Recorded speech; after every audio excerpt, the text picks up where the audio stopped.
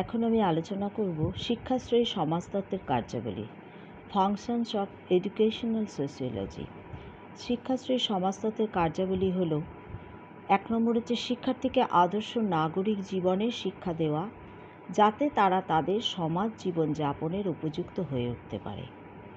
2 নম্বর হচ্ছে জাতি, ধর্ম, বর্ণ, লিঙ্গ ও বয়স নির্বিশেষে সকল মানুষকে নিয়ন্ত্রিত শিক্ষা প্রতিষ্ঠানের শিক্ষা বা নিয়ম বহির্ভূত শিক্ষা প্রতিষ্ঠানের শিক্ষার সঙ্গে যুক্ত করা।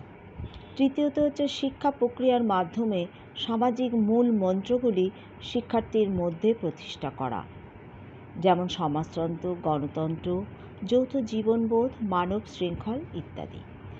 তারপরে হচ্ছে সামাজিক মূল্যবোধ প্রতিষ্ঠা করা, যেমন সহযোগিতা ও সহানুভূতিমূলক মানসিকতা, সহমর্মিতাবোধ, সৌভ্রাতৃত্ববোধ, দেশভক্তি ইত্যাদি। তারপরে হচ্ছে কুসংস্কার দূর করে শিক্ষার্থীদের অন্তরে সুস্থ বিজ্ঞানসম্মত দৃষ্টিভঙ্গি গড়ে তোলা।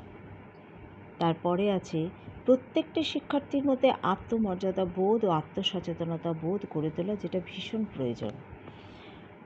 উপার্জনশীল দক্ষ নাগরিক তৈরি করা, যাতে শিক্ষার্থী কর্মভক্তি ও কর্মকুশলতা লাভ করতে পারে।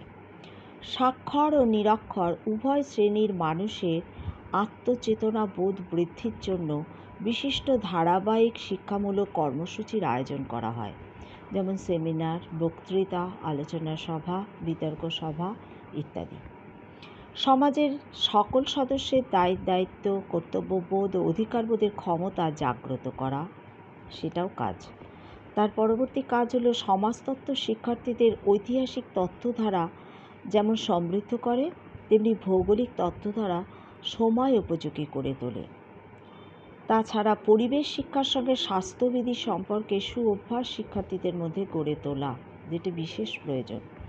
শিক্ষার্থীদের মধ্যে সাংস্কৃতিক চেতনা বোধ গঠন করা, শিক্ষামূলক বিনোদন ব্যবস্থা করা, ব্যক্তি, গোষ্ঠী, সমাজ ও দেশের স্বার্থে জনহিতকর কাজে শিক্ষার্থীকে নিয়োজিত করাও হচ্ছে এর কাজ। এবং শেষ কাজটি হলো সামাজিক মূল্যবোধের শিক্ষা দেয়া, যেখানে সৌজন্যবোধ, ভদ্রতা, নীতিবোধ ইত্যাদি। আশা করি প্রত্যেকেরই এই বিষয়টি খুবই কাজে লাগবে।